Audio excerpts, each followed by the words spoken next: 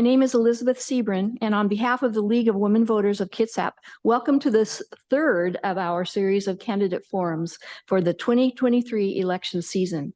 Tonight's forum is sponsored by the League of Women Voters of Kitsap, which is recording this event for later access. BKAT, Bremerton Kitsap Access Television, may air the tape at a later date. We would like to thank the Port Orchard City Government for allowing us use of this room. The League of Women Voters, which recently celebrated its 100th anniversary, is proud to be a nonpartisan organization, neither supporting nor opposing candidates or political parties. We do support good governance and an educated electorate, which is why we sponsor these forums. We'd like to invite any of you age 16 and older to join our organization and help support our mission of empowering voters and defending democracy. We have invited candidates for Port Orchard Mayor to join us tonight. Please welcome Putaansuu and Rawlins Maye.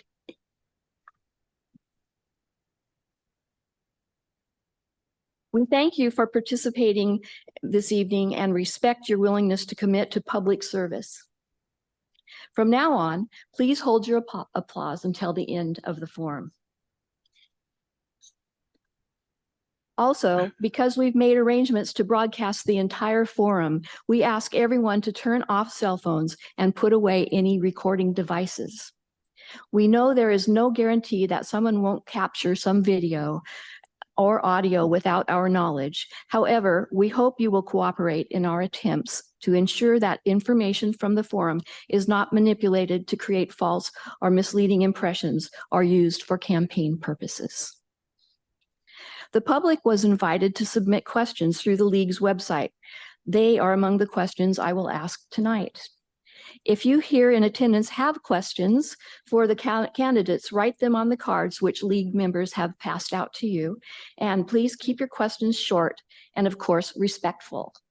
And candidates, we expect the same from your responses. So candidates, let's get started. Here are the ground rules. Each of you, in rotating order, will have 60 seconds to respond to each question. If you have answered a question and there is time remaining, you may speak about a previous topic or clarify a statement. At the end of the forum, each candidate will have 1.5 minutes to make a closing statement. Our timekeeper, Carol Larson, will indicate to you when there are 30 seconds left and when your time is up. Tonight, we will begin questions with Putaansuu. Your first question: why should a voter choose you for mayor of Port Orchard? What special attributes will you bring to the job? Well, my answer would be my personal and professional experiences. I moved here to Port Orchard with my family when I was a child in 1970. I went to school here, raised my family here. I worked professionally for more than 30 years in the banking industry. I managed a local branch of Columbia Bank, which is now Umpqua Bank. And while I was a council member for 2 terms, I served a couple years as a planning commissioner, as a matter of fact. And now I've served 8 years or 2 terms as Port Orchard's mayor. And I believe that I have a proven track record and the experience to do this job well. Thank you. Rawlins Maye. Thank you guys for having me here tonight. And actually, I'd like to thank my Lord and Savior Jesus Christ for having me here tonight too. Without him, I couldn't do none of this. Having said that, I think you guys should choose me because I have over 25 plus years in management and supervisory experience. I moved up here from Louisiana in about 2005, finished high school here, got a college degree, started working in the downtown area, worked in the downtown area for about 10 years, ran my own business for about 5, small catering stuff. But other than that, just the passion for me to lead has always been just that opportunity that I've always been given.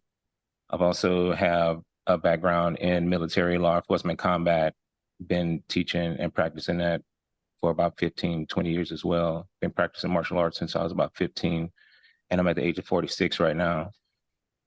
And reason being is that it hasn't been a leadership role that I haven't been given that I've been able to not succeed at.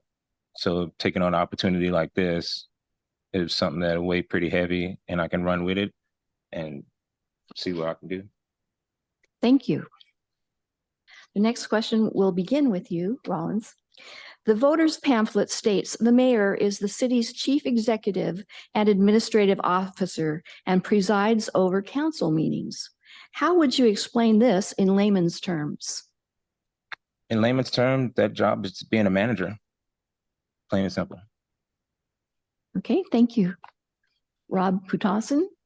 You Putaansuu. are in Port Orchard, and most of the cities in Kitsap County, other than Bainbridge Island, you're the elected administrator of the city. I'm responsible. In this year, we have $100 million budget, and I'm responsible to ensure that we carry out the will of the city council. I was a council member at one time, which is the policymaker, the 7-member policy board. The mayor presides over their meeting, but I don't have a vote, except for rare exceptions when there's a tie. But I've yet to cast a vote at a city council meeting. But I'm the elected administrator. My role over at the city council meeting is to facilitate the meeting and then carry out the policy directives of the city council, whether I agree with them or not, and administer over the city. Thank you. And we'll begin with you for the next question. Okay. As mayor, what would your top 3 budget priorities be? Top 3, number 1 is, of course, transportation. We have a serious transportation challenges related to growth, and we're addressing that head on. And secondly, is crime and investing in our police department. And we're doing that, hiring police officers and investing in our police department significantly.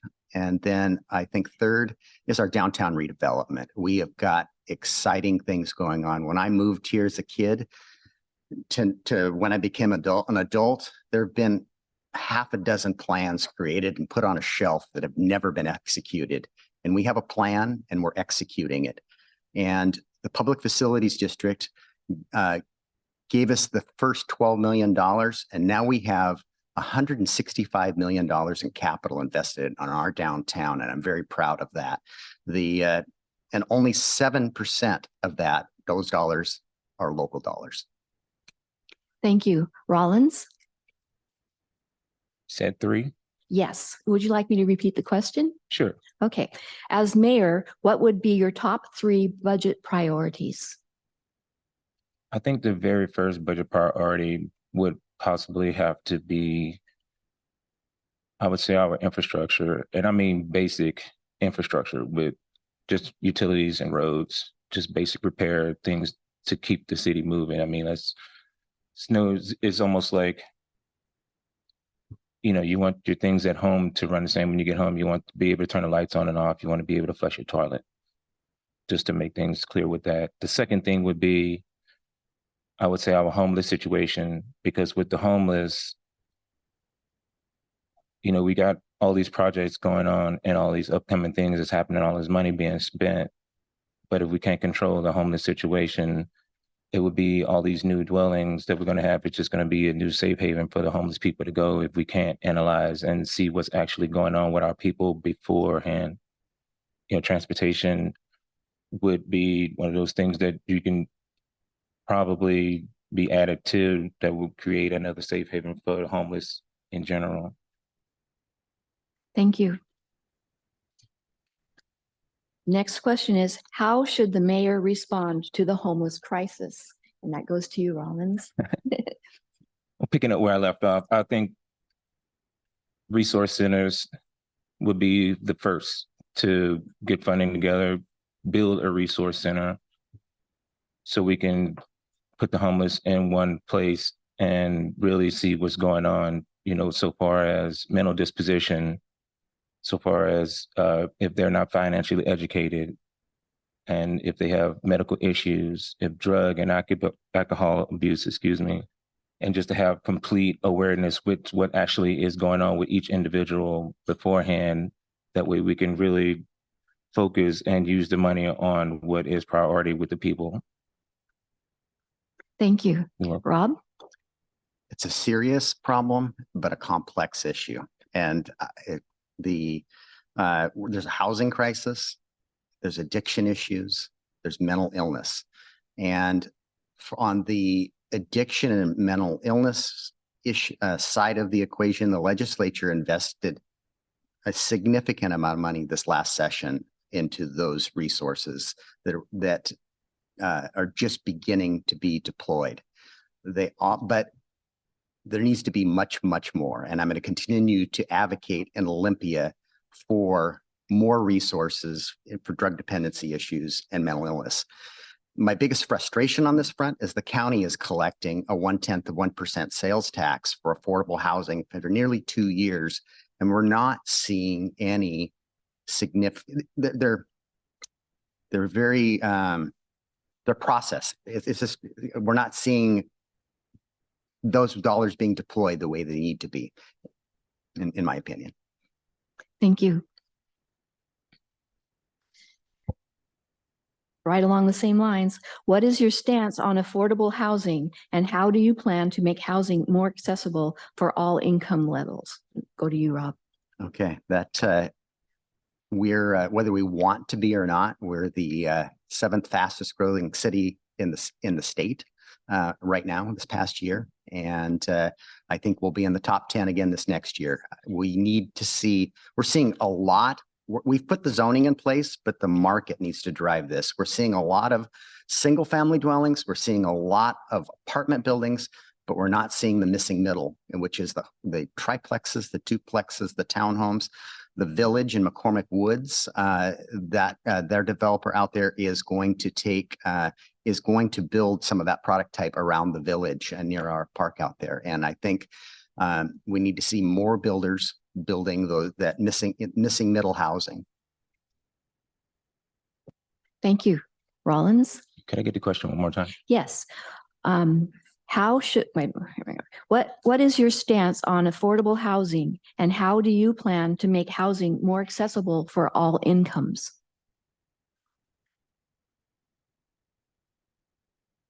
It's kind of a tough one, but to make it simple, I would think housing projects would have to be put on the back burner until inflation rates go down, where people can actually afford to live. I don't think you can have, teenagers and young adults working at fast food restaurants being able to pay for a $1,500 dwelling unit with 1 bedroom.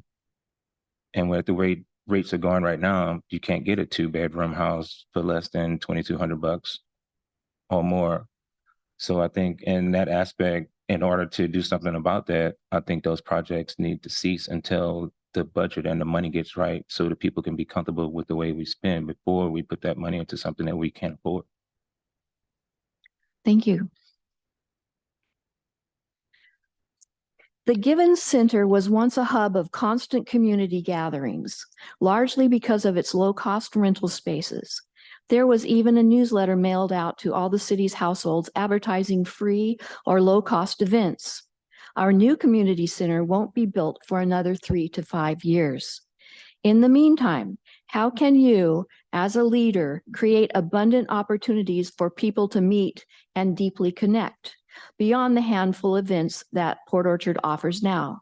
How can you or our Port Orchard leaders help the city recapture that aliveness and sense of community it once had in the near future? And I can read that again. It's kind of long if you'd like me to. The Givens Center was once a hub of constant community gatherings, largely because of its low-cost rental spaces. There was even a newsletter mailed out to all the city's households advertising free or low-cost events. Our new community center won't be built for another 3 to 5 years.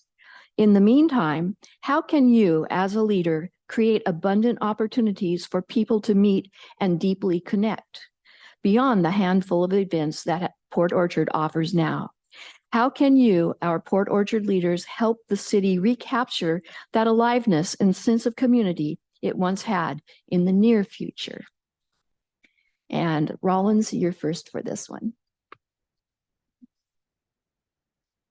So I would think with the Givens Community Center existing and the new community center coming, I don't know the budget for it, but I think it's around like $30 million or something like that, if I'm not mistaken. But in the meantime, in 3 to 5 years, when I take the existing community center, put money into it, since it has, to me, looking at that building, it has a historical value for the town. People still gather there. They have meetings there. They held sports activities there. I think a little bit more money could go into the current community center that we already have until it's safe enough to put a new community center in. I mean, within 3 and 5 years, couldn't we get together as a community and raise enough money to build on the same or rebuild on the same property that the existing community center is already on, remodernize? Thank you. You're welcome. Rob? Well, first, the Given Center isn't a city facility. It's a county. Not facility. anymore. Yeah. That's right. Once it was sold. Yeah. Yeah, and it never was a city facility. It was a school that Mhm. then the county purchased and is repurposed as a community center. And I think it still has a role in our community. But I think until we have a community center, I think it's our parks and gathering on our parks and activities. When our splash pad, which has been refurbished and with a recirculating system and was just completed, the gatherings and the families and the picnic spaces that we have out at McCormick Village Park. We refurbished the tennis courts at Van Zee, and I see all kinds of people every day of the week gathering and playing pickleball out there. We tend to invest in the Givens play fields too. We've got a grant to do that. And it won't just be the community center, it's the plaza and the open space around that between the bank and the event center. So there's all kinds of opportunity. Thank you. What is your plan to encourage more businesses to locate in downtown Port Orchard? How would you assist downtown business if elected? And that goes to you, Rob. Certainly. We have made a significant investment. I mean, 25% of our downtown is going to get redeveloped. We've got a new corporate headquarters coming. It's going to create opportunity. We've got $165 million of the capital coming into downtown Port Orchard. This is unprecedented. And it's federal money, it's state money, it's private capital. We've got housing being built, and we need more housing being built downtown. We need more people living downtown in mixed use development. So it's going to take a few years, but we've got really, really exciting things going on in our downtown. Okay, thank you. Rawlins? Can I take this question one more time? Sure. What is your plan to encourage more businesses to locate in downtown Port Orchard? How would you assist downtown businesses if elected?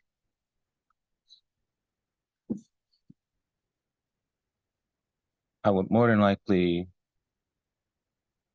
be be in the present for the downtown businesses in a manner to where, in order to get businesses to come downtown anyway, it has to be redone. I mean, like the planning over the years seems like it's just been plans and nothing really executed.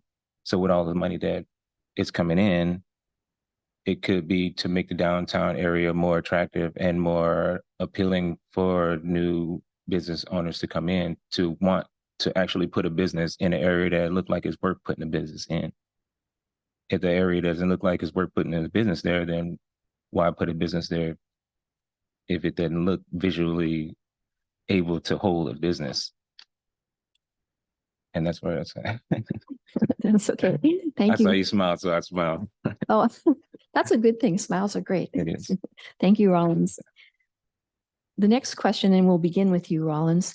Do you feel the city has adequate infrastructure, such as roads, parking, water, and sewer, to accommodate the influx of people brought by the many apartment buildings being constructed on the outskirts of Port Orchard? If not, how do you propose to pay for improvements?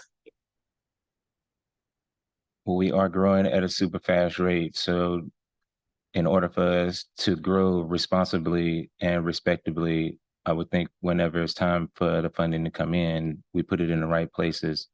And as so far as the city's infrastructure right now, it's obvious that we do not, to a degree, because if the money is there and the planning is there and the money is expected to come in, then it should be used where it's very important and it's for basic daily operation.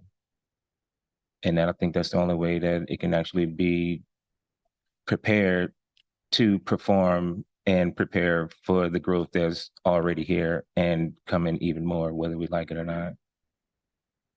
Thank you. Rob? Okay, where sewer and water capacity has to exist or we can't issue the building permit. And we saw a case of that a number of years back when a moratorium was put in place in McCormick Woods. Development happened faster than we were prepared for, and we had to catch up. Transportation's a little different animal, and that it's a bit backwards, the tool that the legislature has provided us. We've got traffic impact fees, which are some of the highest in the area at $5,000 per home. But we can't collect that until the building permit's been issued. And so then we need to amass enough of those then to build those capacity improvements. The other tool that the council passed, which came from a state law about a year and a half ago, was the ability for the council to pass a 1/10 sales tax measure to fund transportation improvements. And they did that. And we have a plan then to address the Bethel corridor with a pair of roundabouts from that. Okay. This goes to Rob to begin with. What projects in Port Orchard over the past 4 years do you think made the biggest difference and why? I'm going to take that window a little larger to my 8 years as I've been the mayor. To start with, the Tremont project, $23 million gateway project that we cobbled together numerous grants and awards and only $6 million in local money. And that is a tremendous, beautiful roadway. McCormick Village Park, Rockwell Park, the pedestrian pathway. And then we've got plans for the community center and all the things that we're doing there. And then we've been planning and are about to execute on significant transportation improvements along the Bethel corridor. Thank you. Rawlins? Can I get that question one more time? Sure. What projects in Port Orchard over the past 4 years do you think made the biggest difference and why?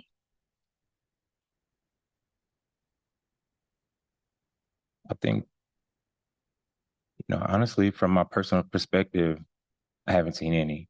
I mean, the thing with the roundabout over by Tremont, visually it looks nice, and I think it made the traffic flow just a little bit. Like putting those roundabouts in the right places makes sense, but putting them for the sake of putting them when something as simple as widening a road could have been easier or a little bit less cost effective than the plans for all the roundabouts that is expected to come in the near future. And when the basic road construction or the basic road repairs could have been done first, I think still it comes down to a point to where we have to see something visually in order to understand this is where the money is going. It's a lot of, seems like a push for these development projects that we see, but is it really something that has been a major benefactor when, sorry,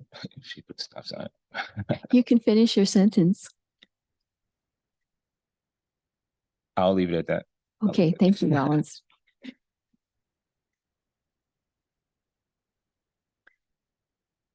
Let's see what our time is here. Okay. I'm going to go to this one. Walking seems to be winning in Port Orchard. If you support additional walking paths, where would you want to see them? Or if you do not support additional paths, why not? I think it's about the direction of the path. I mean, you don't want to put walking paths in where people live. And being out in the community here and there, I've been hearing this term that I've never heard of, but I guess it's a thing, and it's called eminent domain. And when I did some research on it and found out what it was, it's not a secret. It's something that's been going on for a very long time, but I was naive to the fact because I don't get into a lot of political discussions. But when it's something like that, I would think you would have to redirect a project that way to where it won't affect someone's living or someone's home. Like, I don't think that would just be like a bad thing to do to somebody before you do that. But putting walking paths in the right place is what we need so far as the downtown area goes, because that's what you want. You want the walking traffic to drive sales for smaller businesses, and then with the parkings, because some places that you have areas where you can walk is adequate parking and the small businesses thrive. Thank you. Rob?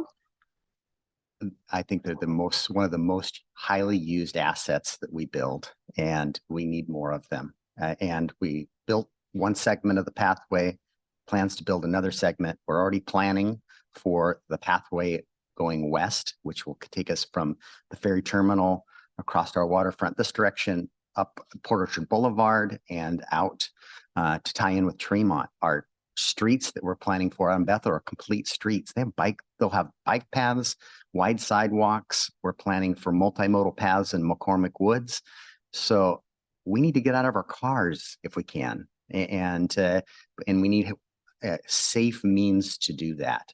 And so we need more trails, pathways, sidewalks to be able to walk amongst in our community and recreate that way. Thank you. And before we do our last question here, I have two questions from the audience. One of these is really directed to just one of our candidates. So I would suggest that you speak to him after the forum is over, please. And the other one, I believe we've addressed. So we'll move on to our last question for you. Beginning with Rob, what's your future vision of Port Orchard? I believe we're executing it in the downtown redevelopment, the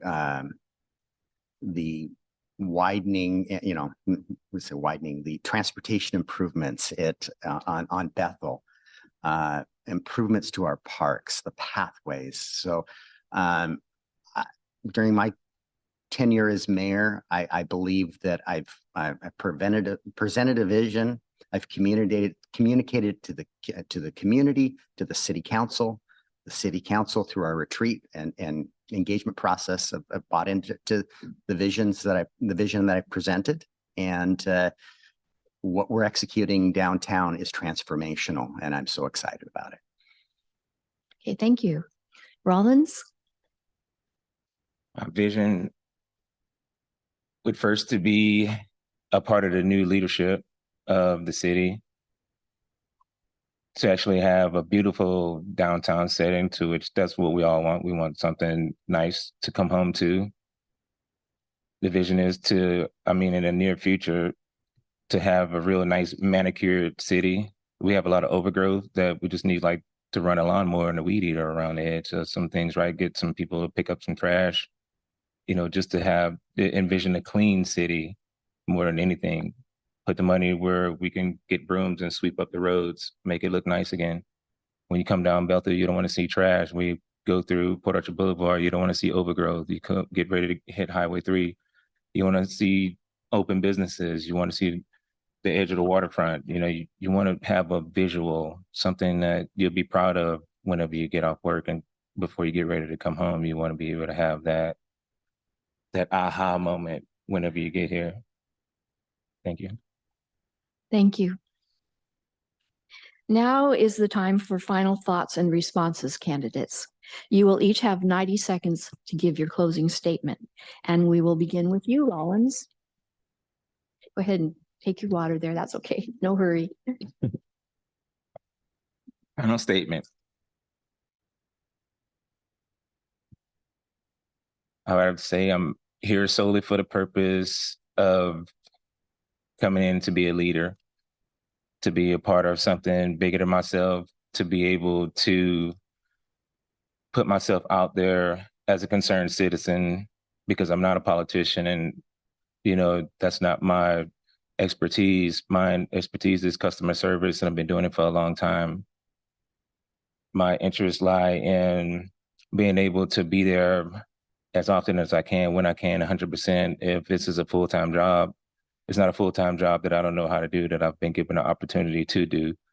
So coming in with an open mind and being prepared to be a part of a good, positive group of people that's going to be able to put their heads together and all be on the same page, totally be completely as transparent as the term itself, and then get out and just shine, just be able to turn our little city, this little oasis we call Port Orchard, turn it into something popular, something where we get people to come in, spend their money, and turn around and go home, and then make them come back every weekend. And that's where I'm at. Thank you, guys. Thank you, Rawlins. Rob? I've spoke a bit to some of the significant things we've done under my leadership as mayor, and but it's not just me, it's the team we've assembled, and the support of the city council is so important. But the Tremont Gateway project, you know, the McCormick Village Park, the pathway, we've accomplished so many great things in the last 8 years, and we've got meaningful plans. We've got such an exciting future, and it just energizes me to continue for this next 4 years and maybe beyond, if the voters will have me. It is so exciting what we've started downtown, and it's so unprecedented. The $165 million coming from outside partners. I've become very adept at whether it be federal or state or getting money from outside agencies, because the issues that we have to solve are much bigger than the resources we have here in Port Orchard. And if you're not engaged at the state level, at the regional, at the federal level, or regionally, we're not going to get things done. And I've proven that I have the ability to get other people's money, to present a vision, to execute those plans, and create a very exciting future for our community. Thank you. Thank you, candidates. It's not easy to do this. I've been up there myself before, and it takes a lot of courage to get up and do that. So really appreciate that. Voters, hopefully this forum has helped you choose your candidate. Ballots for the general election will be out by October 20th. So watch for those. If they don't get to your mailbox, please call. And the election is the 7th of November this year. The League is encouraging you to vote early and return your ballot promptly. So thank you for coming tonight. Appreciate it.